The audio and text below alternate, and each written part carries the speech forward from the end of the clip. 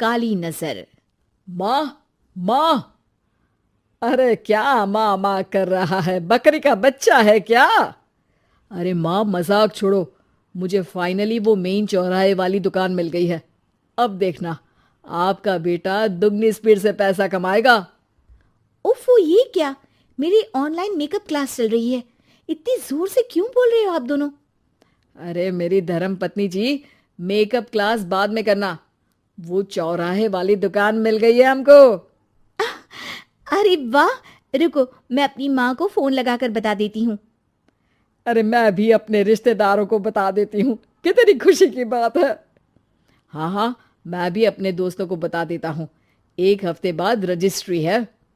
बस, घर में खुशी का मौका था। उन तीनों ने अपने अपने फोन उठाए और लोगों में बात फैलाना शुरू कर दिया।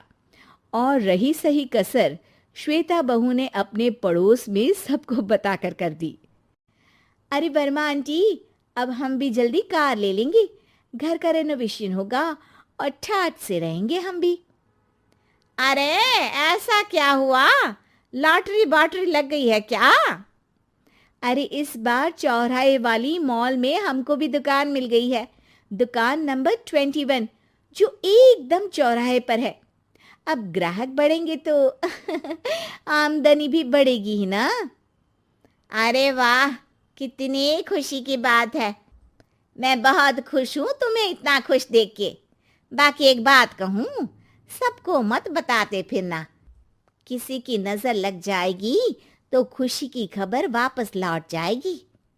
हैं? ऐसे थोड़ी ना होता है। अब डरा रही हो। अरे सही कह रही हूँ। काली नजर कहते हैं इस चीज को, जब आप किसी को कुछ बताओ और वो काम बिगड़ जाए। अरे लेकिन मैं तो। तुमने सबको बता दिया ना? हाँ, फोन लगा लगा के। अब बच के रहना। काली नजर बड़ी खतरनाक होती है। श्वेता इतनी खुश रहती है कि वो वर्मा आंटी की बात पर ध्यान ही नहीं देती, जबकि पड़ोस में और भी लोगों से खुशी की खबर शेयर करती रहती है। अगले दिन राजेश बहुत दुखी होकर घर आता है। अरे बेटा, क्या हुआ? मुंह क्यों सूजा हुआ है? मधुमक्खी ने काट लिया क्या? माँ, वो दुकान किसी और के पास चली गई। किसी ने ज्यादा भाव लगा दिया। अरे पर बात तो आपसे हुई थी ना उस दुकान वाले की। हाँ, आज मैं टोकन अमाउंट देने गया था, तब मुझे पता चला। कोई आकर सुबह मुझसे पहले ही ज्यादा अमाउंट दे गया। काली नजर। क्या? क्या कहा? वर्मा आंटी ने समझाया था कि किसी को बताना मत, वरना काली नजर लग जाएगी। अच्छा, तुम्हें उनकी बात मान लेनी चाहिए थी। उनकी बात मान लेती, लेकिन उसके पहले ही सबको बता चुके थे ना हम तीनों।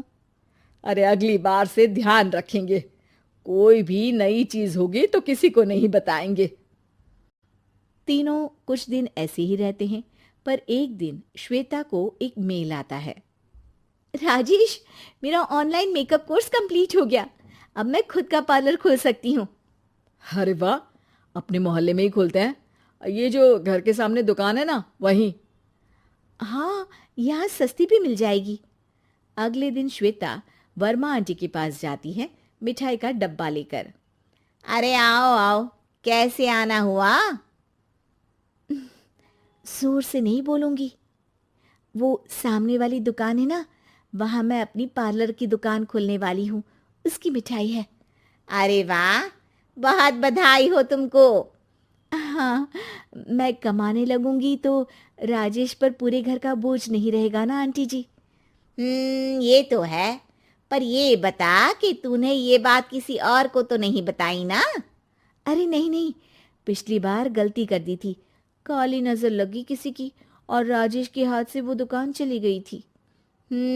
सबको मत बताना।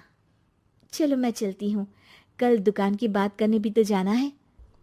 अगले दिन श्वेता दुकान के लिए मालिक से बात करने जाती है। अरे लेकिन दुकान तो हम कल रात को ही किसी को दे चुके हैं। कल ही? हाँ, कल ही। 2 दिन बाद कोई यहाँ पार्लर भी खोल लेगा। अब कहीं और दुकान देख लीजिए। अरे पर हमको भी तो पार्लर ही खोलना था। हाँ भाई, एक ही दुकान है, आधी आधी तो नहीं दे सकता ना मैं। राजेश और श्वेता घर पर हताश होकर आ जाते हैं। इस बार तो किसी को बताया भी नहीं था, अब किसकी काली नजर लग सकती है। सुनो, तुमने माँ को बताया था क्या? अरे कैसी बात कर रही हो, माँ की नजर थोड़ी ना लगेगी। पक्का तुमने किसी को नहीं बताया था ना? सिर्फ वर्मा आंटी को बताया था, उन्होंने ही मुझे किसी को नहीं बताने को कहा। अरे यार, तुम भी सही हो, मेरी माँ को नहीं बताने को कह रही हो, पर वर्मा आंटी को बताना तुम्हें जरूरी लगा। अरे वर्मा आंटी ने ही तो काली नजर के बारे में बताया था ना, वो हमेशा हमारा भला ही तो चाहती है। मेरी माँ भी हमारा भला ही चाहती है। अरे पर चिल्ला क्यों रहे हो, बात नहीं कर सकते क्या आराम से? नहीं आता वो आराम से बात करना, और करना भी नहीं चाहता हूं मैं। दुकान जाने का दुख गुस्से में बदल गया था और राजेश और श्वेता में बात बंद हो गई थी। 2 दिन बाद मोहल्ले में पार्लर का इनॉग्रेशन हुआ, जिसमें मोहल्ले के सभी लोगों को बुलाया गया, पर श्वेता, राजेश और माँ नहीं जाते। माँ, अंदर आ जाओ, क्या देख रही हो? अरे नया पार्लर देख रही हूं अपने आंगन से। देखो, माँ को दूसरे का सुख देखने में कितना मजा आ रहा है, मेरा दुख नहीं दिख रहा इन्हें। यह मेरा पार्लर भी तो हो सकता था। अरे चुप रहो यार, हर बात में लड़ाई क्यों ढूंढ रही हो? राजेश और श्वेता फिर बहस करने लगते थे। तभी माँ ने दोनों को बाहर बुलाया। अरे जरा देखो तो, दुकान चलाने वाले का बोर्ड पर नाम क्या लिखा है? श्रुति वर्मा। गाड़ी निकाले बेटा, हमें कहीं जाना है। काली नजर का इलाज कराने? राजेश अपनी बाइक निकालता है। तीनों ट्रिपलिंग कर रहे हैं। माँ राजेश को उस मॉल वाली दुकान पर लेकर जाती है जहां राजेश अपनी दुकान खोलने वाला था। यही दुकान लेना चाहता था ना तू?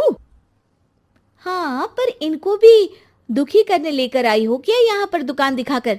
वहां काफी नहीं था? अरे श्वेता, थोड़ा सब्र रख, अभी पता चलेगा कि हम यहाँ क्यों आए हैं। बता, इस दुकान चलाने वाले का नाम क्या है? अनुपम वर्मा। कुछ समझ में आया? वो दुकान वाली श्रुति वर्मा, ये दुकान वाला अनुपम वर्मा, और हमारे पड़ोस में हमने उस दुकानों के बारे में बताया किसको था? अब वर्मा आंटी को। मतलब वर्मा आंटी ही हमारा काम बिगाड़ रही है? नहीं नहीं, ऐसा नहीं हो सकता, ये बस इत्तेफाक है। राजेश अपना फोन निकालता है और श्रुति वर्मा और अनुपम वर्मा के नाम फेसबुक पर सर्च करता है, जहां ये दोनों ही वर्मा आंटी के रिश्तेदार होते हैं। श्वेता को समझ में आ जाता है कि वर्मा आंटी की ही नजर खाली नजर है। अब क्या करना है? कोई भी खुशी की खबर हो तो काली नजर से बचना है, यानी वर्मा आंटी से बचना है। अरे पर मुझे ये समझ में नहीं आया कि वो हमारे साथ ऐसा क्यों करेंगी। अरे बेटा, एक सीख है, दूर के आदमी को आपकी तरक्की से कम परेशानी होगी, पड़ोसी को ज्यादा। दोनों माँ की बात में हामी भरते हैं और अगला काम चुपचाप करने की कसम खाते हैं, ताकि आगे से वर्मा आंटी कोई काम ना बिगाड़ सके।